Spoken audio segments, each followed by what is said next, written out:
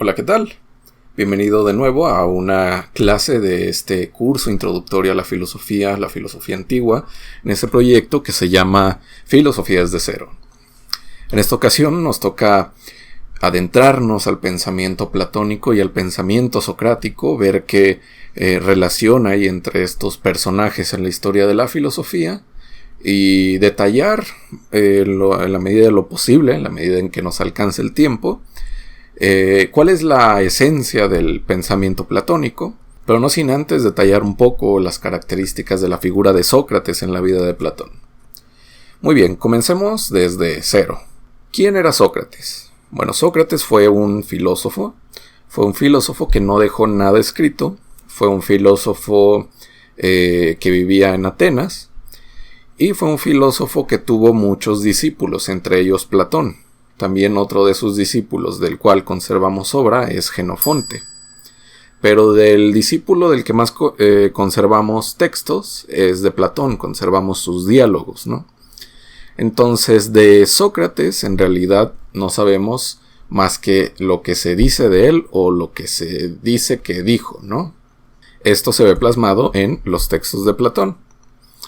Y bueno, ¿cuál es la particularidad de Sócrates? ¿Por qué hay un antes y un después en Sócrates y por qué los filósofos anteriores a él son presocráticos? Lo que pasa es que Sócrates hace un giro en la filosofía, por así decirlo, y la filosofía pasa de preguntarse por aquello que está fuera de nosotros, por el mundo, a aquello que está dentro de nosotros, ¿no? De ahí viene su lema o por así decirlo, su eslogan de conócete a ti mismo. Sócrates hace un énfasis o genera la noción que hoy tenemos por el concepto. El concepto, esta unión de palabras, de predicados que le damos a un sujeto que conforman el concepto, es por lo que se va a preocupar Sócrates. Sócrates, mediante su método de la mayéutica, de esta discusión que llevaba a cabo con los atenienses, va a ir desenvolviendo lo que el concepto es en realidad, por ejemplo el concepto de la justicia. Mediante la discusión va a ir puliéndolo y va a ir llegando al último concepto, va a ir tratando de alcanzar la idea última del concepto, ¿no? Esta es la actitud, estas son las acciones que llevaba a cabo Sócrates y por la que era tan admirado por sus discípulos que lo seguían a todas partes, que eran testigos de la manera en que él dialogaba con otras personas que decían ser sabias. De hecho, Sócrates una vez fue con la pitonisa y los dioses le revelaron algo después de que él les preguntara quién era el hombre más sabio de Atenas. Los dioses le dijeron que él, y él se sabía ignorante. Él no podía creer esto. ¿Cómo es que yo soy la persona más sabia de Atenas si yo sé que no sé nada? Entonces Sócrates se dedicó a buscar día y noche a aquellos que decían ser sabios, ¿no? Aquellos que decían saber algo de algo. Conforme los empezaba a cuestionar, se veía que en realidad no sabían a fondo aquello de lo que decían saber. Por ejemplo, cuando iba con un guerrero a preguntarle acerca de la valentía, conforme pasaba la discusión, se veía que el guerrero no tenía en realidad una noción clara de lo que significaba el concepto de valentía.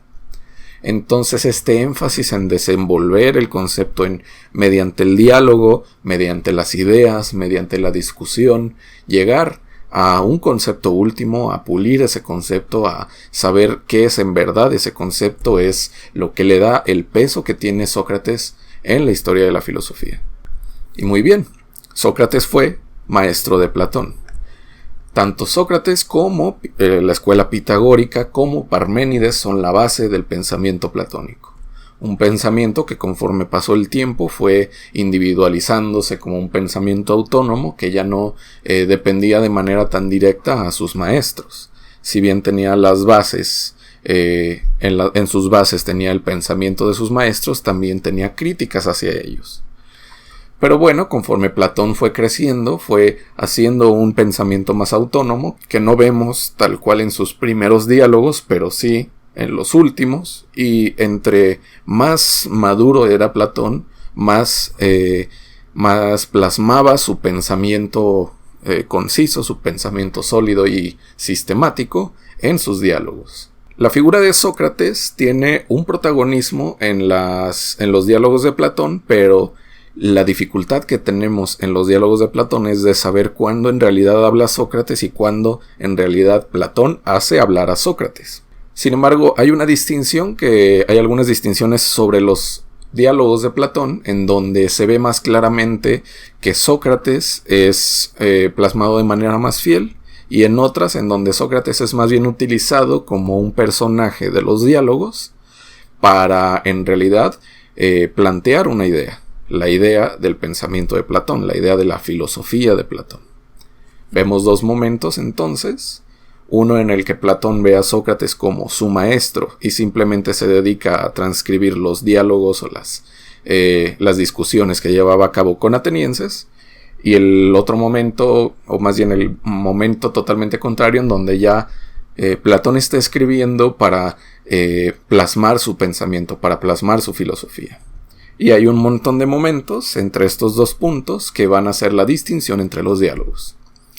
De manera académica se conocen 4 distinciones entre diálogos. Los primeros diálogos, que son los socráticos, que como su nombre lo dice, tienen como figura central a Sócrates y plasman más fielmente cómo era Sócrates y cuáles eran sus ideas. Después los diálogos de transición, en donde ya se ve una transición tal cual del Platón joven y como fan de su maestro, y el Platón que ya va a tener una filosofía autónoma, ¿no? Esta transición en donde se va ya viendo más maduro Platón en sus escritos, se ven ideas más concisas y más coherentes entre sí, a diferencia de los primeros diálogos en donde se tocan temas variados y la figura central es Sócrates con su mayéutica. Después, en sus diálogos de madurez, ya observamos un pensamiento platónico, ¿no? Ya observamos un sistema de pensamiento en Platón. Y en sus diálogos de vejez, en donde ya no únicamente Platón tiene un pensamiento, sino que también llega a rectificar sobre su pensamiento. Por ejemplo, en el Teteto, vemos a un Platón que plantea un pensamiento que le pone mucho énfasis a los sentidos para hacer conocimiento, cuando en realidad la filosofía de Platón normalmente era una filosofía racional que desechaba tal cual todo lo que venía a nosotros mediante los sentidos. Entonces vemos un Platón que ya está más abierto incluso a rectificar, y vemos ya los diálogos un poco más pesados, ¿no? Un poco más difíciles. Yo te podría recomendar que si quieres leer un diálogo de Platón que plasme bien su filosofía y a la vez sea claro y accesible, te recomiendo mucho leer el Fedón. El Fedón, que es un diálogo acerca de la inmortalidad del alma y acerca de la postura del filósofo ante la muerte. Este es un diálogo que pone a Sócrates antes de ser ejecutado. En este diálogo se tocan esos temas, entre otros, y a mí es uno de los que más me gusta porque habla de este tema de la muerte que tanto me apasiona. Habla de cómo el filosofar y la filosofía es como una preparación ante la muerte, y cómo no hay que temer a la muerte tras haber filosofado y tras haber actuado moralmente. Lo que nos espera después de la muerte no puede ser nada malo si hemos actuado bien en esta vida. Y muy bien. Entonces comencemos con las ideas de Platón, y comencemos con esta importancia que tiene también Sócrates en su vida. Sócrates fue, como dijimos, su maestro, y Sócrates es juzgado por la población ateniense, por la polis. Es mediante la democracia que es juzgado y es condenado a tomar cicuta, a tomar un veneno.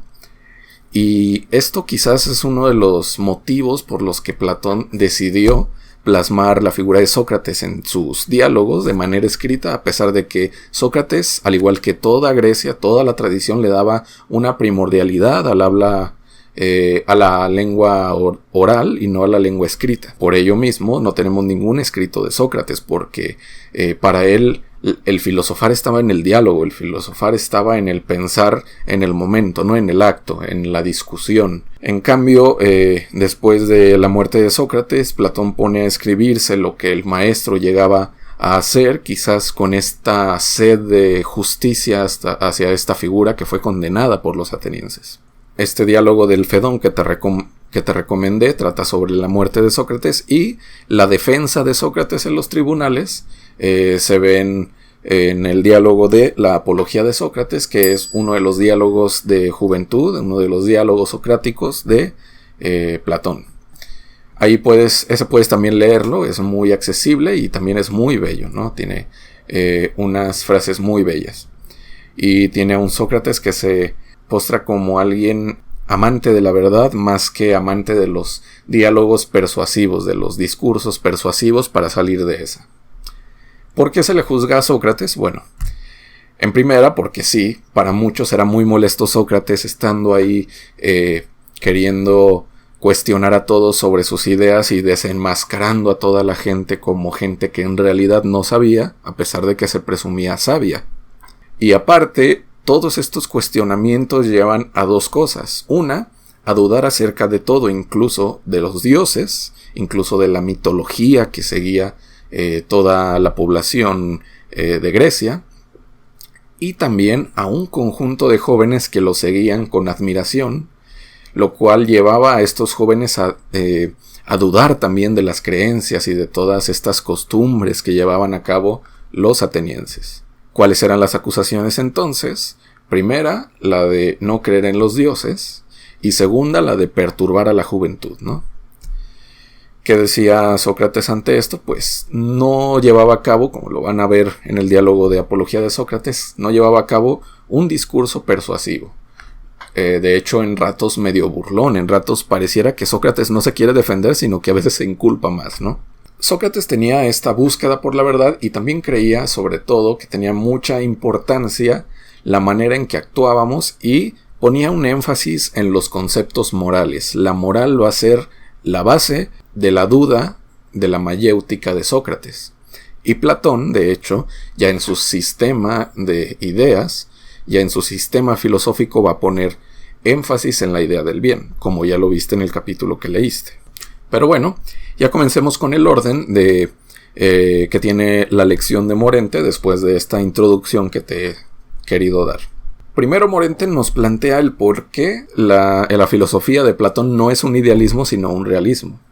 Esto tiene que ver con una categorización que se hace en la historia de la filosofía acerca de el sistema de Platón. Si bien las ideas de Platón en su pensamiento son algo primordial, ideas como estas ideas que están en el Topus Uranus, el énfasis que pone Morente al afirmar que es un realismo es en el afirmar que hay algo fuera de nosotros, fuera del sujeto, que existe de sí y por sí. Es decir, no sé si recuerdas que el realismo o una actitud realista ingenua ante el mundo era pensar que los objetos a nuestro alrededor existían independientemente de nosotros, que si nosotros morimos, esos objetos van a seguir ahí, que existen en sí y por sí. Bueno, Platón actuaba o veía las cosas de una manera parecida, pero en lugar de afirmar la existencia de estos objetos que se presentan a nuestros sentidos, afirmaba, de manera, por así decirlo, dogmática, la existencia de ideas de estos objetos que vemos en lo que aparentemente es la realidad. Es decir, afirmaba la existencia en sí y por sí de ideas en el Topus Uranus, de ideas en un mundo más allá, independientemente de nosotros como individuos. Por esto es que Morente afirma que en realidad la filosofía de Platón es un realismo y no un idealismo.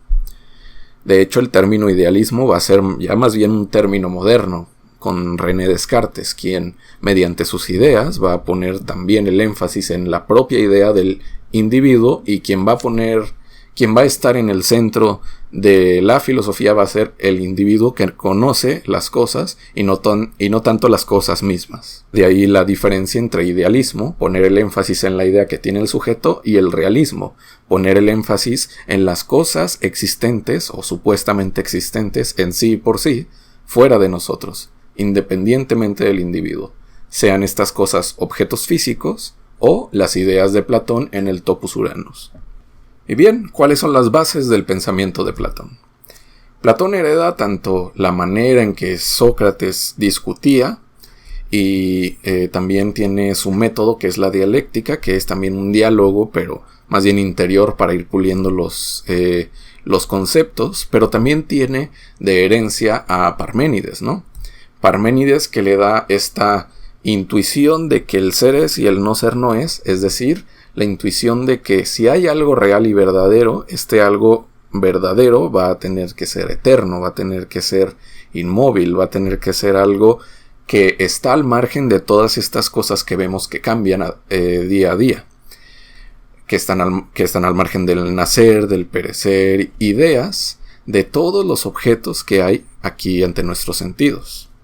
Sin embargo, Platón ya hace una distinción mucho más clara del mundo inteligible y el mundo sensible.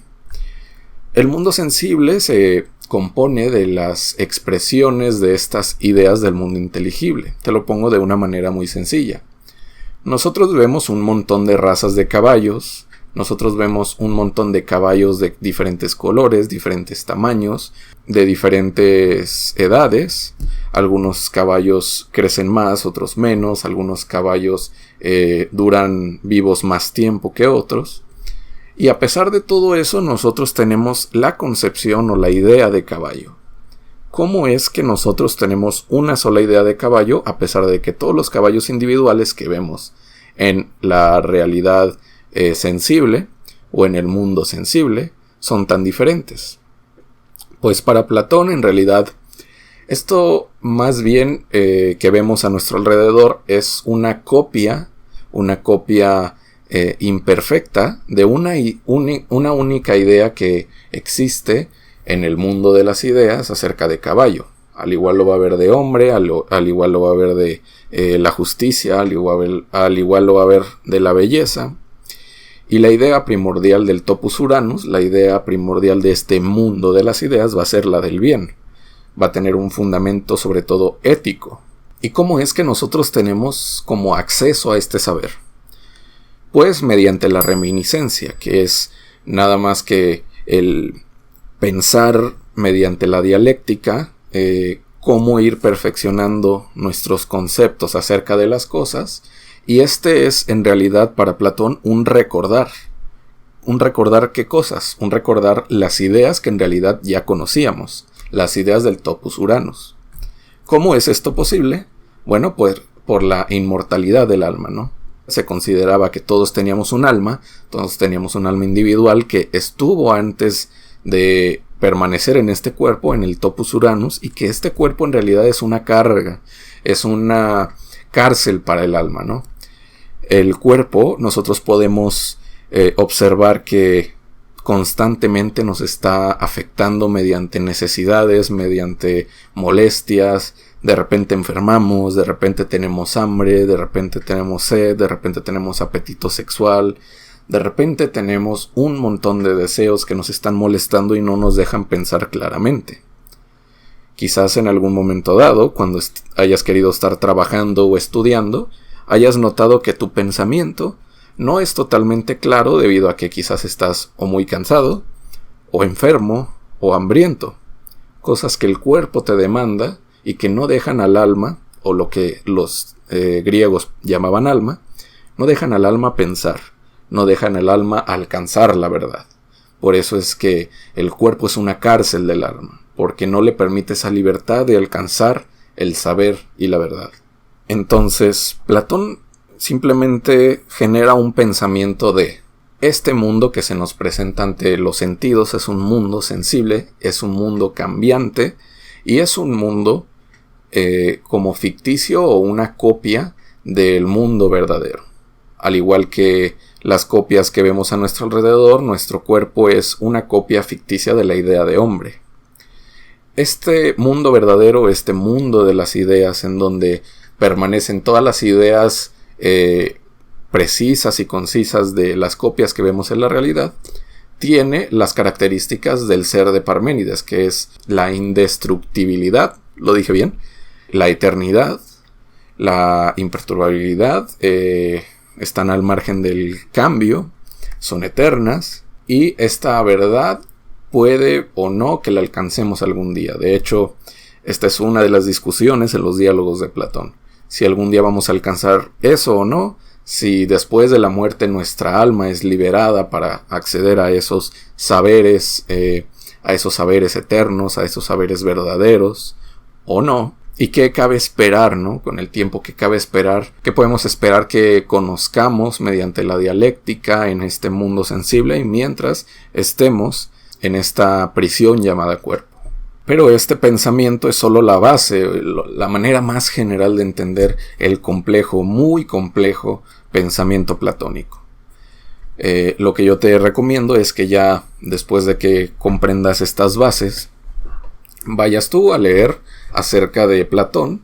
Puedes ya meterte a leer a intérpretes de Platón. Uno de ellos de nuevo es Guthrie, que tiene una historia de la filosofía griega, que también dedica amplios apartados para la figura de Sócrates y de Platón. Puedes también comprar los diálogos de Platón o buscarlos por internet. Estas versiones que estaba publicando Gredos son como las versiones muy muy accesibles, las vendían en puestos de periódicos y al menos aquí en México todavía hay, no de todos los ejemplares, pero sí hay. Esta no es una mención pagada, ojalá me patrocinara Gredos, pero no es una mención pagada, la menciono porque son traducciones muy fieles, directas del griego, y que tienen también normalmente un estudio introductorio que puede ayudarte aún más a meterte a los diálogos de Platón. También lo que puedes hacer es leer de manera organizada algunos diálogos de Platón, que son muchos, es muy extensa su obra, y leer primero los más sencillos, que son los socráticos, ¿no? En donde se discuten temas un poco ajenos entre sí, como el concepto de la justicia, el concepto de la belleza, el concepto de la virtud, etcétera, etcétera. Aquí no hay un sistema tal cual todavía de pensamiento. El sistema tal cual lo vas a ver más bien a los diálogos de madurez, como es en el Fedón que te recomendé, o también en la República, en donde en la República es una filosofía política en donde se establece quiénes deberían de gobernar, cómo debería de comportarse una población, cuál sería el ideal de sociedad, ¿no? de gobierno. Y cabe destacar que si bien aquí únicamente hemos hablado de la manera en que Platón ve la realidad y un mundo inteligible y un mundo sensible, Platón no únicamente se limitaba a la cuestión ontológica de qué es el ser y cuál es como el mundo real, sino también se dedicaba a cuestiones que más tarde serían llamadas epistemológicas, cómo conocemos al mundo.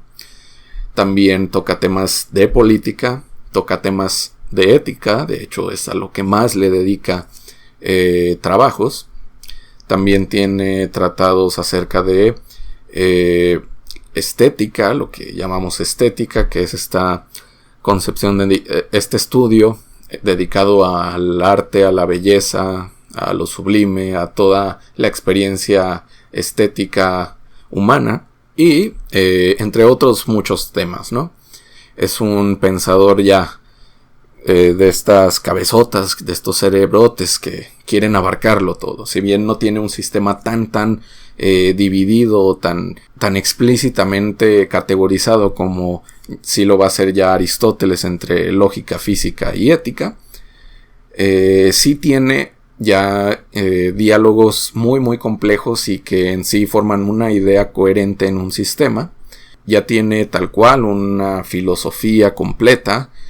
Y ya puedes ver, conforme vayas leyendo los diálogos, una visión del mundo, una visión compleja en donde no únicamente se pregunta por qué es esto que está afuera, sino también se pregunta por qué es esto que está adentro, qué es esto que siento que me hace actuar de esta manera, qué es esto que llamo deber moral, qué es esto que llamo culpa, cómo debo actuar y cómo es que conozco al mundo y cómo me conozco a mí mismo, ¿no? Y bueno, espero que te haya gustado hasta ahora lo que hemos visto de Platón. Platón es un autor que da para una vida de estudio. De hecho hay personajes que se dedicaron toda su vida a estudiar a este pensador, al igual que hay otras grandes figuras que se dedicaron a estudiar la obra de Aristóteles.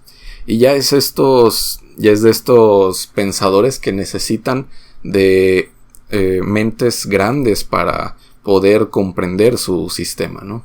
Entonces, ¿qué tenemos hasta ahora? Pues tenemos un Sócrates maestro que fue quien mostró a Platón cómo ir desenvolviendo la esencia de los conceptos, cómo ir conociendo cada vez más el significado, la definición de un concepto. Y un Platón que poco a poco, mediante va avanzando el tiempo, va haciendo diálogos que ya significan su pensamiento individual, autónomo, un pensamiento filosófico tal cual, que si bien tiene bases de Parménides y de Sócrates, también tiene críticas hacia ellos, y que por sí tienen una visión como dual del mundo, entre un mundo inteligible y un mundo sensible. Aristóteles lo que va a criticar en su manera de ver al mundo y en su manera de conocer este mundo va a ser esta dualidad. Va a ser esta distancia entre objetos individuales, entre objetos contingentes, entre meras copias de la idea y la idea. Lo que va a hacer Aristóteles es traer ese mundo al mundo sensible y decir, en realidad, los conceptos que nosotros nos formamos es mediante sí el conocimiento de una idea universal, pero basándonos en esto que vemos. Es como una abstracción de lo que nosotros vemos con nuestros sentidos, y mediante el conocimiento de la forma de estos distintos seres individuales que vemos en el mundo. Entonces, en la siguiente clase vamos a ver el realismo de Aristóteles. Vamos a ver su filosofía a muy grandes rasgos, su manera de conocer al mundo, la crítica que le hace a Platón respecto a esta dualidad de mundos y la multiplicidad de ideas que se hace de manera innecesaria y que no nos ayuda para nada a conocer al mundo, entre muchas otras cosas. Y vamos a dedicarle buen tiempo a conocer las causas de Aristóteles, a conocer su concepto de sustancia, a conocer su concepto de materia y forma, y a conocer qué significa esto del motor inmóvil que da rienda suelta a lo que llamamos mundo. Entonces, la siguiente clase tienes como tarea leer el siguiente capítulo. De hecho, los dos siguientes capítulos van a ser dedicados a Aristóteles. El segundo ya son como algunas cosas accesorias. Pero por ahora nada más el siguiente capítulo, que es el realismo de Aristóteles. Entonces espero que disfrutes esa lectura, que disculpes el cambio de iluminación que hubo, se le acabó la batería a la lámpara, ahorita la vuelvo a cargar. El siguiente video ya me vas a ver con mejor luz, y espero que disfrutes la lectura, que cumplas con la lectura, que lo leas de manera tranquila. Hay que recordar que la filosofía requiere de tiempo, requiere de paciencia. Y nos vemos en la siguiente clase. Espero que tengas una buena lectura y espero que tengas un muy buen día.